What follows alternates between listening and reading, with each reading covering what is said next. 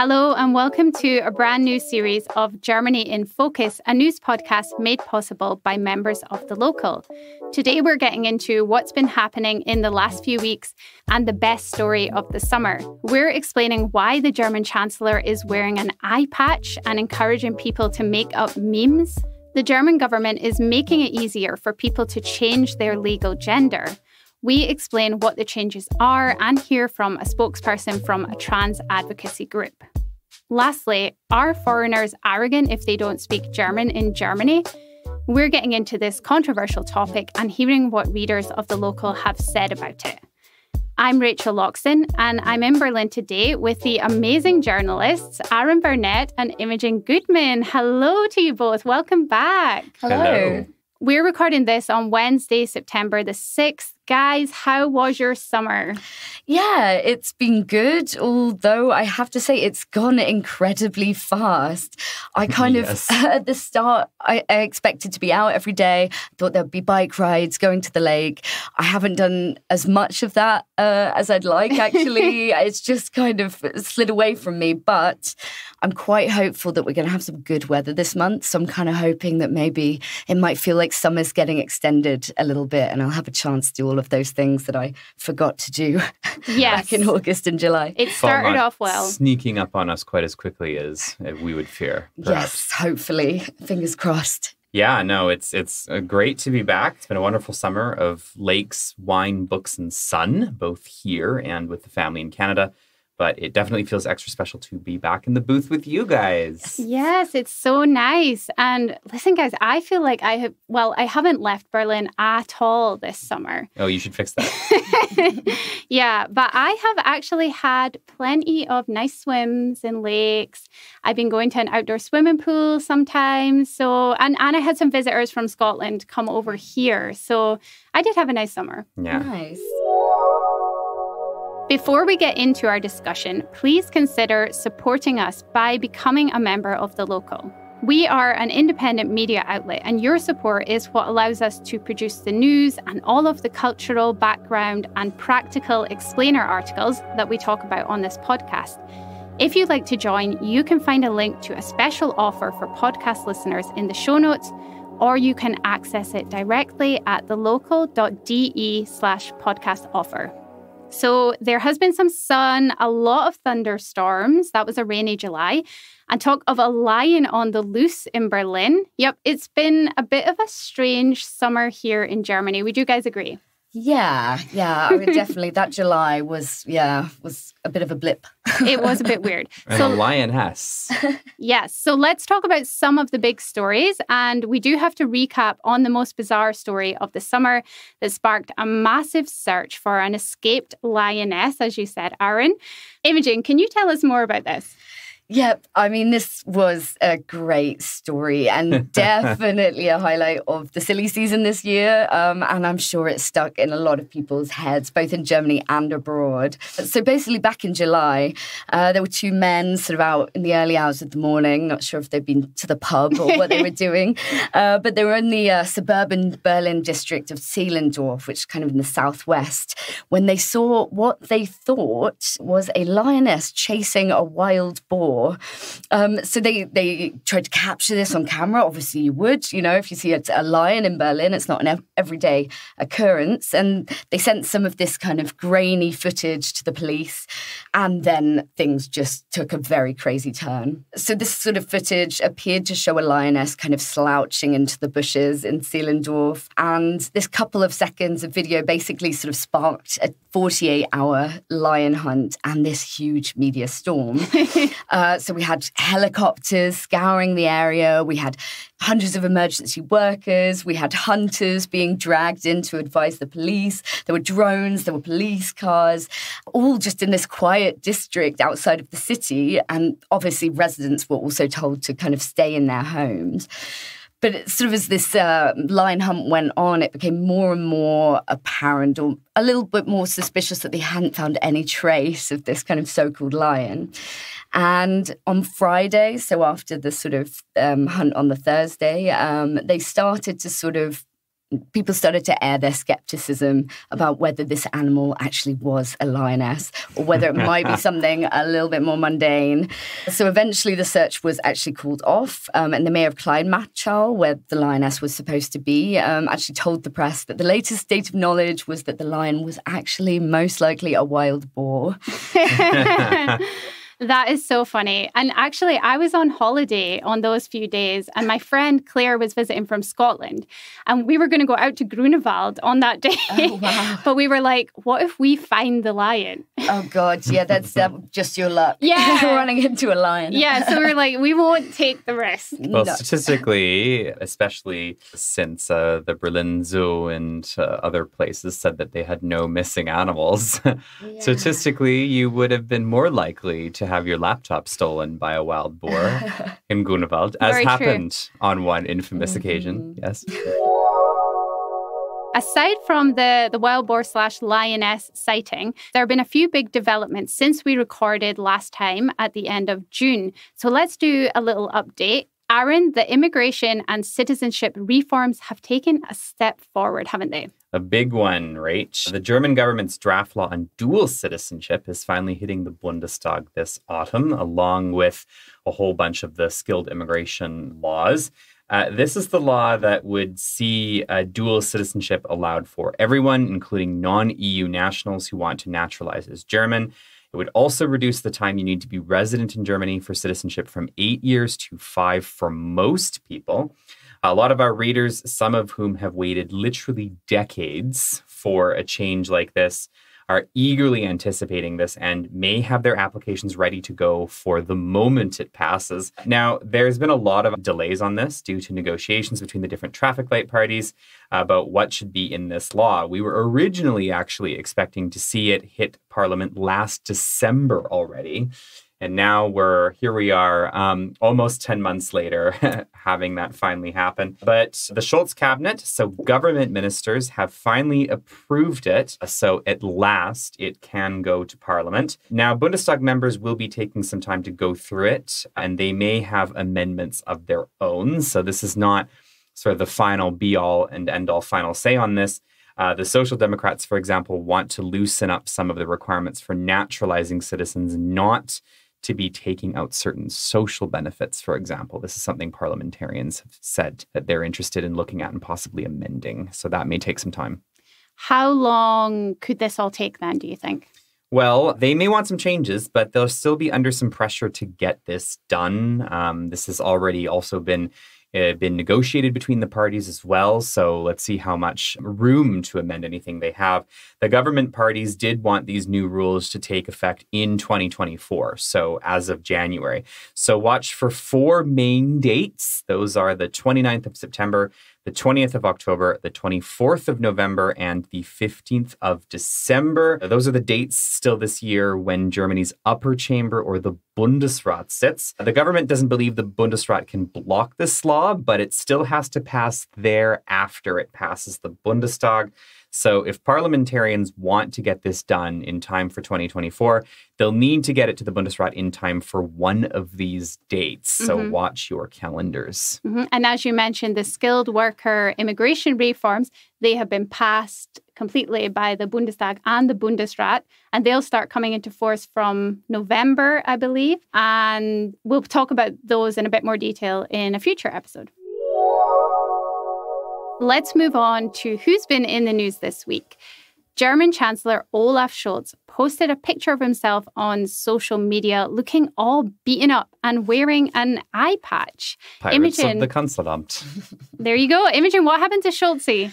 Well, apparently our Chancellor is a very keen jogger and he tends to go on runs actually near his home in Potsdam around 3 times a week, which makes me feel quite bad about myself. But there you go. So this Saturday, or last Saturday, I should say, he was out running and ended up having a bit of a nasty fall by the sounds of things. So according to reports in the tabloid Bild, he stumbled at some point on his run. He wasn't able to kind of catch himself in time and he ended up falling quite literally flat on his face. face, which explains the kind of cuts and bruises and the pirate look that he has been sporting. Not just an expression in this case. Exactly. That must be where it comes from. But thankfully, his bodyguards were with him at the time. They were able to help him straight away. But he did actually have to cancel a few appointments on Sunday because of his injuries. Luckily, he does seem to have seen the funny side of the whole thing and said on social media that he was looking forward to seeing some of the memes of him with his piratey eye patch. He has also said that thankfully the injuries look worse than they are, so it sounds like he's already on the mend. What a wee shame. We wish him a speedy recovery. He does look like he's been beaten up. He does, I know, but it's kind of a tough guy look, perhaps. Yeah. I don't know. Yeah, some people have said it suits him, oddly. But, it's giving him a bit of street cred. Yeah. Captain Olaf Scholz. Yeah, exactly. Another politician who's been in the German media lately is the Bavarian Deputy State Premier Hubert Aiwanger, who is from the Freie Wähler or Free Voters Party. Aaron, can you explain why he's being talked about? Well, Süddeutsche Zeitung, which is based in Bavaria and one of the most important and influential newspapers in this country, recently investigated Aiwanger's rumored neo-Nazi sympathies. These rumors have been going around for quite some time. They decided to have a look into them. They ended up linking him to a far-right pamphlet written in the 1980s that, among other things, called for, and I quote here, free flight through the chimney in Auschwitz as a prize for traitors to the fatherland. And that's rhetoric with seriousness that speaks for itself, given this country's history. Now, Aiwanger says his brother authored the pamphlet, not him, but that he carried a few copies around in his school bag as a teenager. His classmates, who Süddeutsche Zeitung also talked to, say that he regularly himself made anti-Semitic jokes, including on a class trip to Auschwitz. And he often gave, apparently, the Hitler salute in class. That's actually illegal in Germany to give that particular salute. And they say that he did so repeatedly. That is slightly worrying. What's going to happen to him? Any repercussions? For the moment, nothing. Aiwanger's party, the Freie Wähler or Free Voters, are the junior coalition partner in the Bavarian state government to Markus Söder's Christian Social Union, the CSU being the Bavarian sister party to the conservative Christian Democrats in the rest of the country. Now, the Freie Wähler and the CSU are a lot more politically aligned than any other party that Markus Söder could have made a coalition with. Söder called Aiwanger's apology to Holocaust victims overdue, but he didn't dismiss him from his job. That said, when it comes to repercussions, it's a bit early to say, really, because we have the Bavarian state election coming up on October 8th. So while Aiwanger is still in his job, he and Markus Söder's CSU are facing Bavarian voters in a month. The CSU has a huge lead, 37%. That's more than 20% ahead of their nearest rivals, the Freie Wähler or the Greens. But based on what happens during this campaign and what role this particular scandal plays in it, it may influence whether or not Söder repeats the current coalition with Aiwanger after October, if it even it remains politically possible.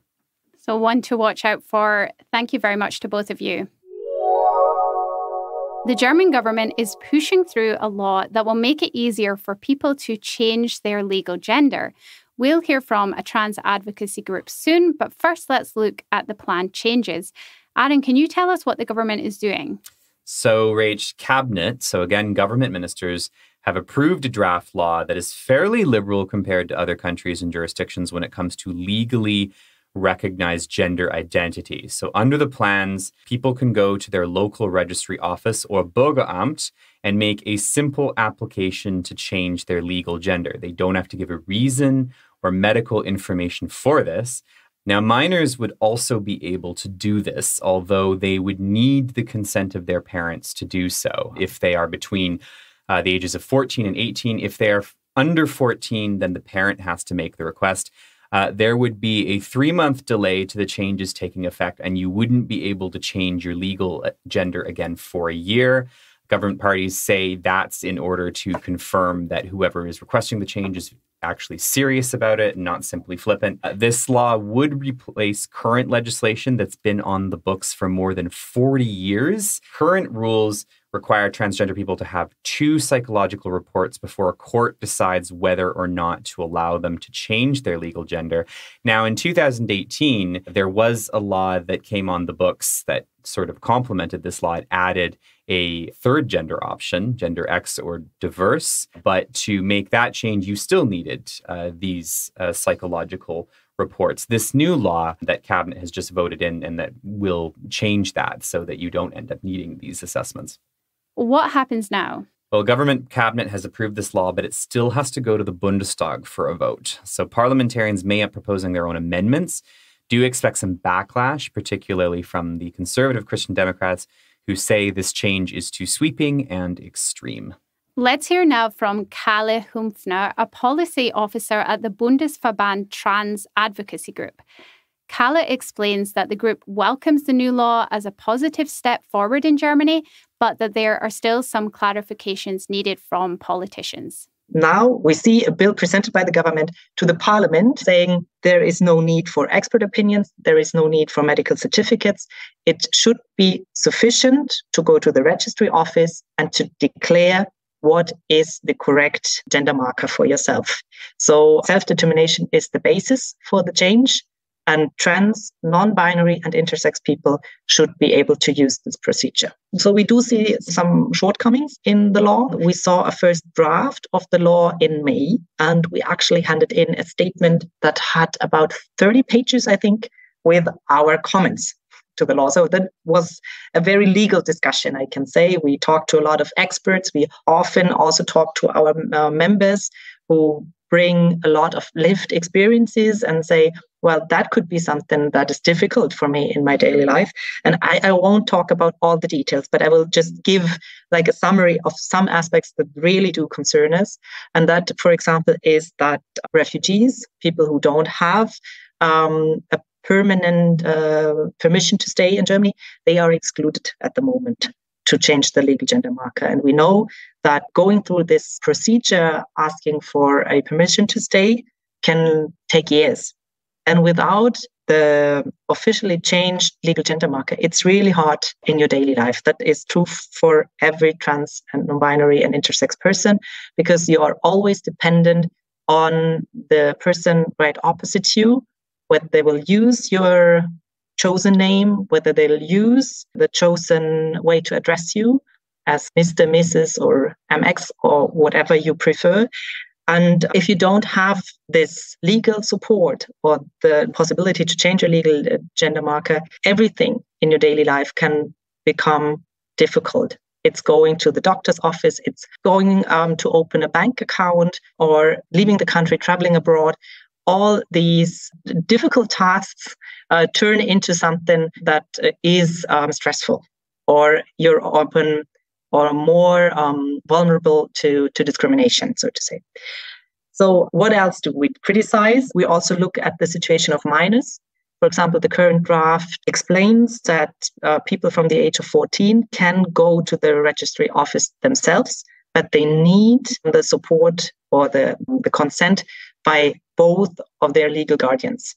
And we often see that this is really difficult in practice, because sometimes parents are separated and they have a fight, and one of them maybe is a bit more hesitant to accept the child or the teenager as who they are. And that can be a very, very strong barrier. And these teenagers, we say, are even more vulnerable because they don't have the support at home. And then to exclude them from the option to change their legal gender marker is a huge risk to discrimination again. Some people have said that they are worried that the process should just be for adults, that maybe concerning minors is too young. What would you say to that? Well, we see this discussion here in Germany. We see that also abroad in other countries that we're talking about self-determination or introduction of such laws. And we say that it's really important for people underage to be able to change the legal gender marker, because without this legal access, they're always vulnerable to discrimination. As I already said, we do see that minors experience a lot of discrimination in their homes, unfortunately, by their families, but also at school. And having, for example, teachers calling you by your chosen name is something that is really, really helpful for trans and non-binary minors. We do see in studies that the risk for negative mental health outcomes is reduced when trans and non-binary teenagers are respected in their gender identity. And easy things such as using the correct name and pronouns can help tremendously. And if we help these minors by also giving them access to legal gender recognition, that's something that we should not miss as an opportunity. What would you say to someone who did have a lot of fear around the changes that we are seeing in society at the moment and, young people being able to express themselves more, for example, and then the laws changing and things, and some people kind of thinking, what is going on? What is going to happen? Would you have any advice for how people can deal with that?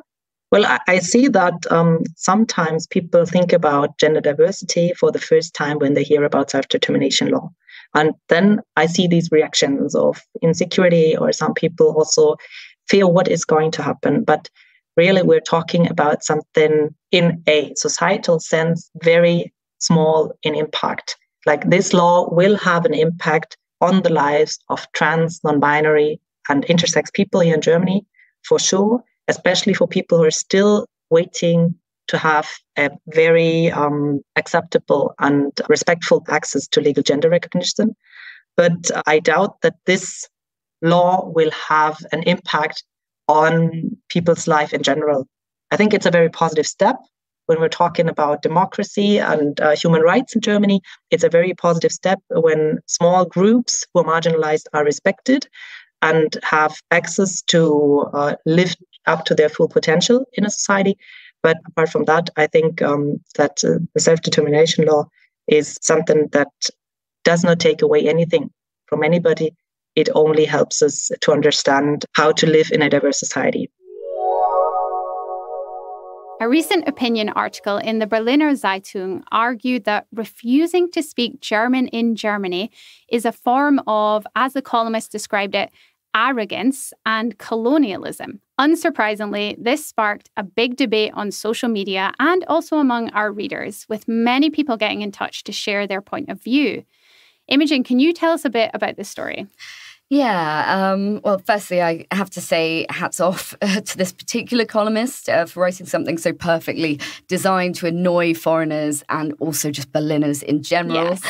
Yes. His argument isn't particularly a new one, but he basically was making the point that too many internationals in Berlin refuse to learn German, and that foreign acquaintances of his constantly require his help to get through things like official appointments and visits to the GP. One example he actually cited was an American friend who has apparently lived in Berlin for 5 years, in Neukölln, in fact, a district with a high population of foreigners.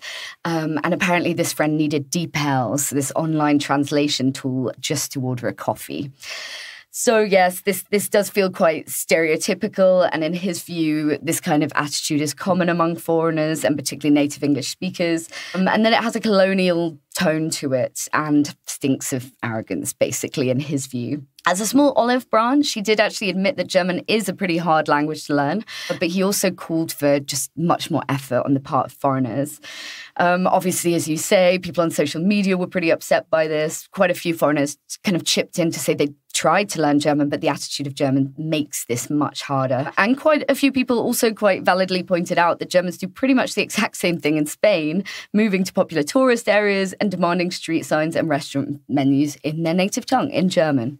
And this isn't the first time that this debate has come up, right? It's talked about a lot. Absolutely, yeah. The author of the comment piece, a journalist called Martin Weingärtner, is definitely not the only one to have this opinion.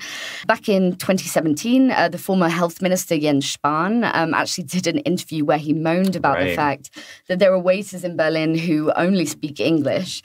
He said that would never, ever happen in Paris, for example, which he's probably right about. But he also said that Germans should expect from every foreigner that they communicate in German. So this is kind of a popular complaint, especially among right-wing politicians, that kind of parts of Berlin with a high population of foreigners aren't really Germany anymore, or they're not truly German in some way. I feel like that slightly has quite, a racist undertone, but it also has to do with the fact that there are quite a few people who do communicate primarily in English, living in the capital. What have been some of the views of the local Germany readers? Well, we actually, as you mentioned, had this really incredible range of responses and genuinely a lot of really nuanced and kind of thoughtful approaches to this and opinions on this. So a lot of people, in fact, the vast majority did say that they felt foreigners should at least speak some basic German if they live here. But there were also some really compelling reasons why people said they've struggled with the language. So one key aspect, which was a powerful point, was that they felt that the integration process, settling in here, should really cut both ways. A lot of people said that if they were actually made to feel more welcome and respected, they would probably feel much more compelled to learn German. I think this was especially the case for people who said they'd experienced racism and discrimination in Germany. They just had lost their goodwill to kind of come closer to Germans by learning the native tongue because they felt that they weren't being treated with respect anyway. So another popular view from our readers was that Germany is kind of out of step with the realities of globalization. So plenty of countries are trying to set them up as prime destinations for skilled workers, and usually there's far less emphasis on having to speak the local language. So for a lot of foreigners in Germany, English is a second language anyway, so they feel like they've already made an effort to learn a language that will help them get by in a foreign country, and why should they then go through the, let's call it what it is, torture of learning this hard German grammar? It can be. A little bit. What's your own opinion on this? Because I feel like everyone has quite strong views on this topic. Aaron, what do you think? Well, it's quite frustrating sometimes, actually, how little room there is for nuance in this debate, it feels like. Ultimately, German, unlike some other languages like Spanish or French, is not a language that many people have the opportunity to learn, much less practice, before actually moving here. Ultimately, the only way to really get better is to practice, which is hard to do if you don't live here. So I come from a German-Canadian family, and even I had to improve my German when I arrived. So you can imagine what it's like for others who have no previous background or experience. And as Imogen and you have rightly pointed out, German is not the easiest of languages to learn. At the same time, there are harder languages. German is not Polish or Arabic or many of these other kinds of languages. If we are talking about skilled immigration and skilled labor, especially during this episode when we were talking about some of the government's reforms to address labor shortages, many jobs are in English, and the government reasons that allowing people to learn German when they get here is a perfectly, reasonable thing to expect. I personally think that's a fair rationale. Of course, we're not always seeing the same drive to support new arrivals as they navigate the bureaucracy of moving to Germany, which involves a lot of advanced vocabulary when you apply for your residence permit or you go to the Bürgeramt in English. We know that that can deter people from coming. Germany has been rated one of the hardest countries to settle in, and that's a big part because of exactly this. All that said, there is a but. We all know people or know of people who, after 3 years of living here, still cannot order a drink at a restaurant in German. Das ist Wahnsinn. That is crazy. I feel like that's an urban myth. I do not think that is true. I have seen it. Yeah. I've seen it myself firsthand. So it is a thing.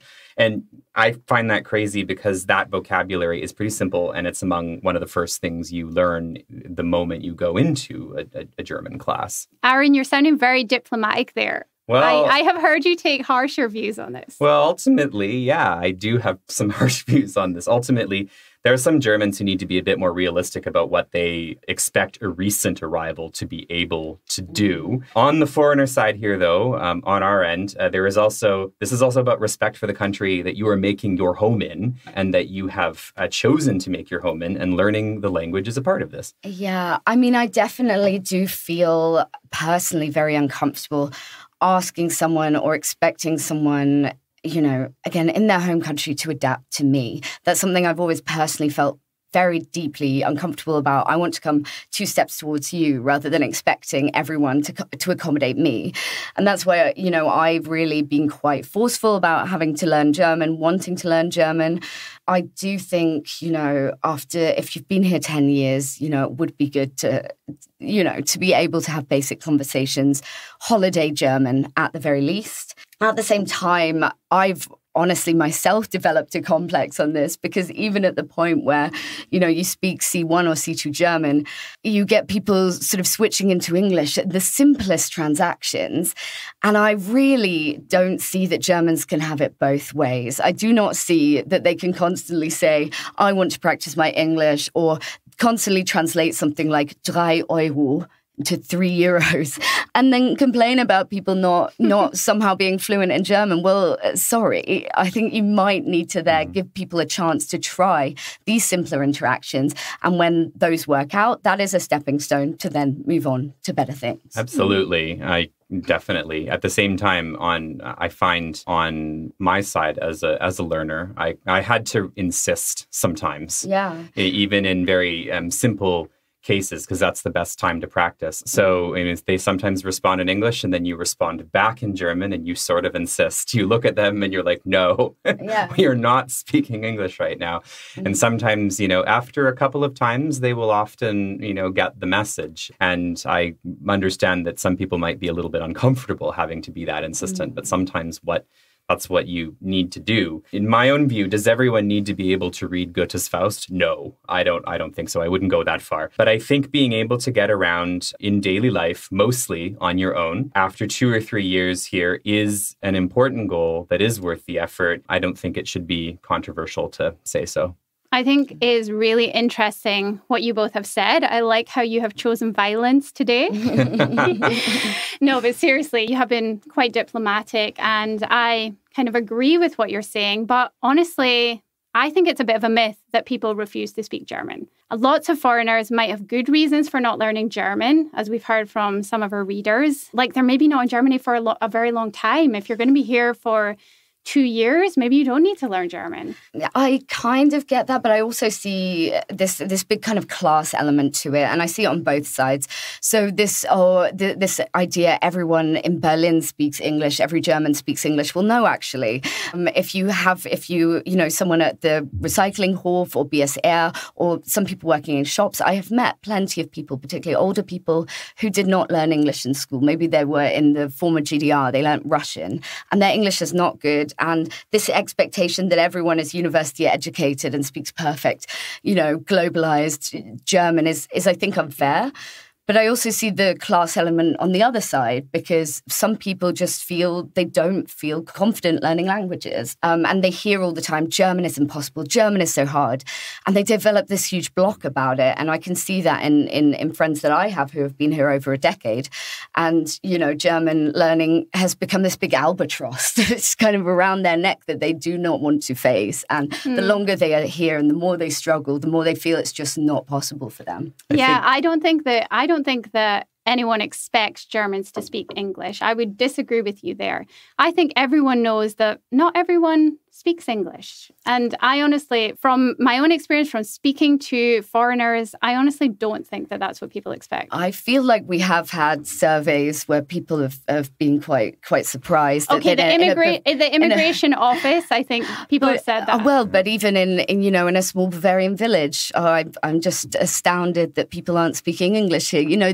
Come on. These are opinions that I've read. I wouldn't say it's maybe a popular or completely widespread opinion, but I do think there is this sense, this is the lingua franca, why don't more Germans speak English, or that there should be some obligation for Germans to then kind of adapt to foreigners rather than the other way around. I don't think a lot of people had similar opportunities to people who do speak fluent German. For example, being able to study abroad, or have maybe some good language education. British people in particular get really bad language education, much to our annoyance as British people.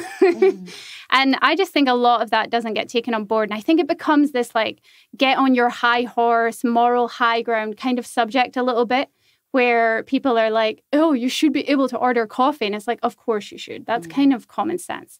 But it becomes this kind of looking down on people. And I think that's the worry for me. Ultimately, I think that when it comes to the whole idea of, Imogen mentioned earlier, and you mentioned earlier, that learning German suddenly becomes this huge mountain that just seems impossible to ascend, and therefore you don't bother trying.